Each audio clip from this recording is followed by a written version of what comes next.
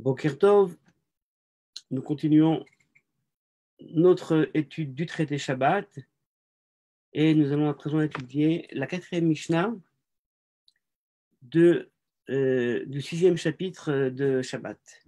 Donc, notre chapitre s'intéressait aux différences à mettre entre ce qui est considéré comme un habit, comme une charge ou alors comme un bijou. La Mishnah, en fait, considère que concernant donc les femmes, par exemple, ce qu'on a vu auparavant, eh bien que la Torah permet de sortir avec des bijoux, puisque ce sont des tarchitim, ce sont comme un habit pour une femme, mais elle met des restrictions, la Mishnah, concernant donc certains bijoux. Et là, la Mishnah donc alterne entre ce qu'on dit pour un homme, ce qu'on dit pour une femme, et donc la Mishnah, on arrive maintenant à parler d'une relation entre l'arme et l'homme. Et donc évidemment, dans le monde ancien, et même aujourd'hui, on peut comprendre que la guerre est essentiellement donc le lot de la gente masculine, et que bien évidemment, même si dans certains pays, même en Israël, des femmes vont à l'armée et sont combattantes, mais quelque part, la norme, c'est-à-dire la majorité, eh bien, est appliquée à l'homme concernant les armes. Et donc la Mishnah va nous parler de la possibilité, de la permission ou pas, de sortir pendant Shabbat avec des armes. Alors, lisons la Mishnah. Lo yetze ha'ish lo besaif. Un homme ne sortira pas pendant Shabbat avec une épée. Velo bekeshet, ni même avec un arc. Velo betris, velo be'ala, ni non plus avec un tris et ala. Alors, tris, c'est un bouclier de forme meshulash, c'est-à-dire en triangle, un bouclier triangulaire. Et ala, selon certains commentaires, c'est un bouclier qui est également fait de bois, comme le premier, mais qui est bien, de forme circulaire. Une grande discussion il y a parmi les chercheurs pour identifier véritablement le sens de ce ala. Certains développent énormément de choses, mais en tout cas, l'idée, c'est qu'il s'agit d'un clean échec, il s'agit d'une arme, et dans notre cadre à nous, ces considérations sont moins importantes. Vélo, beromar, et pas non plus avec une lance. Et si donc il est sorti notre homme avec cela pendant Shabbat, volontairement, et s'il est sorti volontairement, Chayav Khatat, il est, eh bien, il devra amener, il est redevable d'un sacrifice Khatat. Pourquoi? Parce qu'il a enfreint donc un Issur Torah, c'est-à-dire un interdit de la Torah.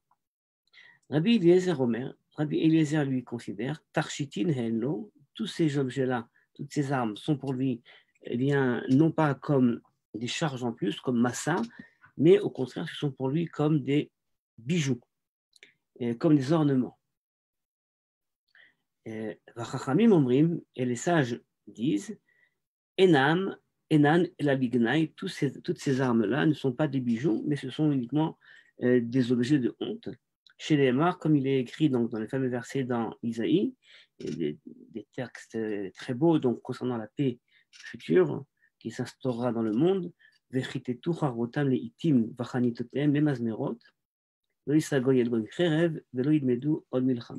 traduis, de leur glaive ils forgeront des socs et de leur lance des serpettes. Un peuple ne lèvera plus l'épée contre un autre peuple et on n'apprendra plus à faire la guerre. Et donc, selon les Chachamim, ce n'est pas du tout un objet qui est considéré comme quelque chose qui va orner l'homme, comme une sorte de bijou, et il serait permis de sortir avec, mais au contraire, eh bien, c'est quelque chose qui serait donc interdit. Alors, essayons de comprendre un petit peu l'essence de cette discussion. Qu'est-ce qui se joue dans cette idée entre les Chachamim et Rabbi Eliezer, et vraisemblablement aussi Rabbi Meir, qui est derrière tout ça. Alors, lorsque le premier avis de la Mishnah, donc le Tanakama de la Mishnah, nous dit qu'on ne sortira pas avec tout cela pendant Shabbat, eh bien, on comprend, parce que, a priori, ce n'est pas donc quelque chose qui relève de l'habit. Pas non plus quelque chose qui relève donc du bijou. Alors que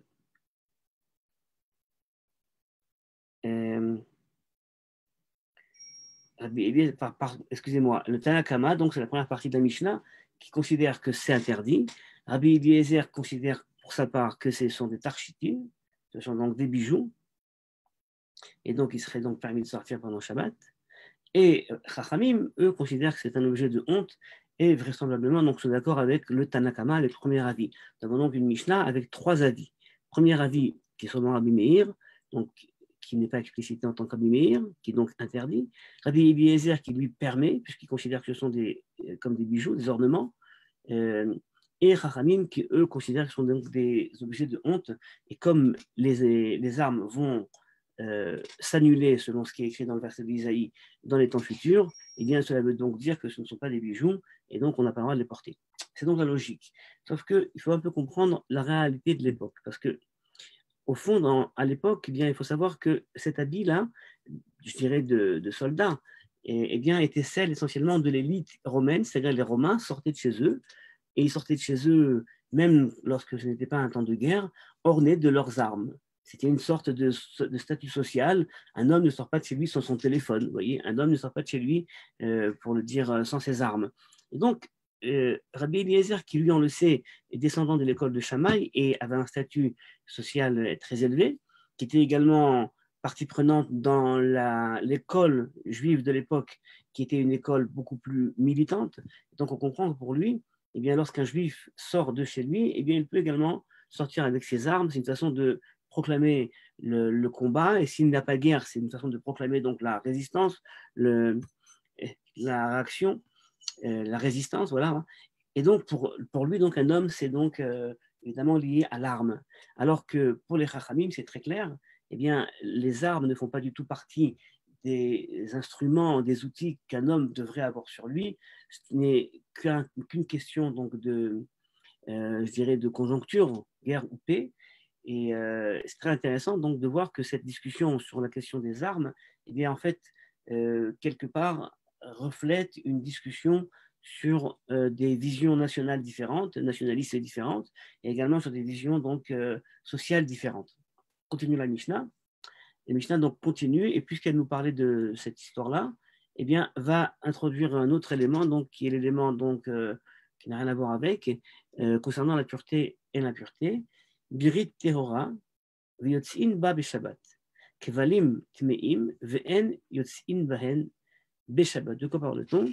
Alors, kevalim et birit, eh bien, birit, ce sont je dirais, des petits anneaux qu'ont porté essentiellement les femmes, mais pas que, on verra, eh bien, au pied, essentiellement donc en bas du genou. C'était une sorte de... regardez ce que dit, simplement notre ami Barthénoura, notre maître.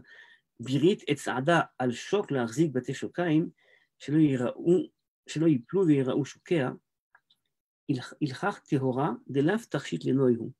Alors, le principe est que un ustensile qui est utile, qui a une certaine utilité, eh bien, cet ustensile-là, lorsqu'il a une utilité immédiate, eh bien, il est considéré comme un cli, comme un outil, et donc il va prendre la toum'a, il va être apte à capter donc l'impureté. Et donc, cette sorte de birite, donc ces anneaux portés au bas des genoux, permettaient donc de tenir les jambes afin de ne pas tomber et de ne pas donc dévoiler les cuisses. C'est la raison pour laquelle elle avait donc une utilité bien claire, des laves tarchit le noyhu, et donc ce n'est pas du tout bien, un bijou.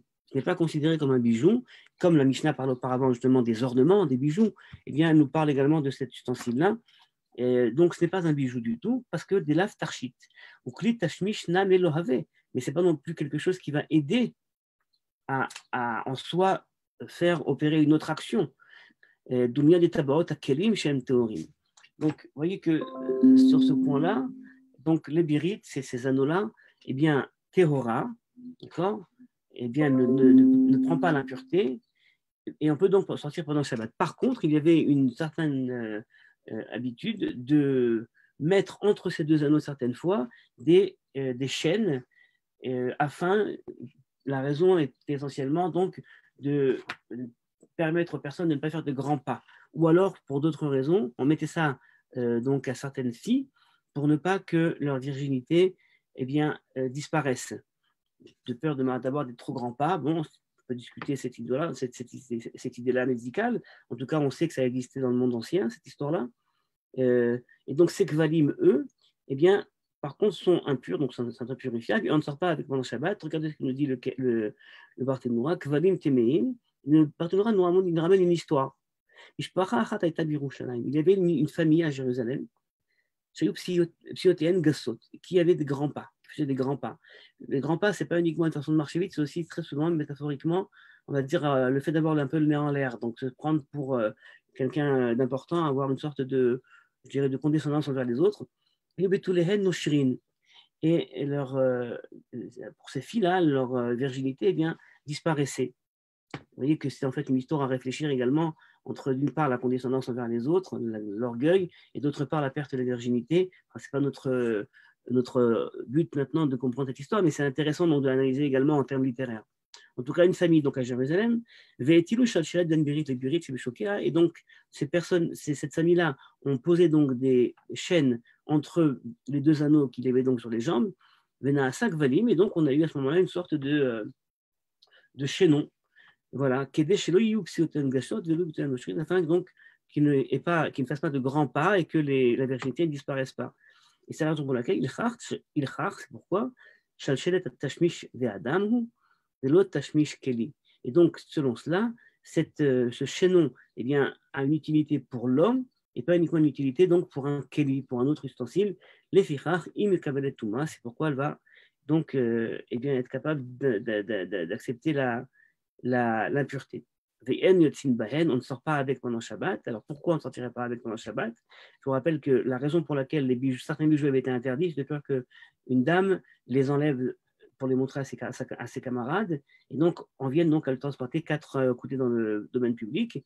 Voyons voir si c'est la même raison. Dilma Shalfa la Shalchelet, Shishel Zahav ou Mechavia. Peut-être que justement, même pour cette chaîne, qui est donc une chaîne, selon le Barthénoura, donc il y a de la valeur, qui est d'or, d'autres considèrent qu'elle est faite donc de matériel différent, pas de l'or. En tout cas, là, on parle d'un matériau en or, et donc cette femme pourra la montrer à ses amis. Bien.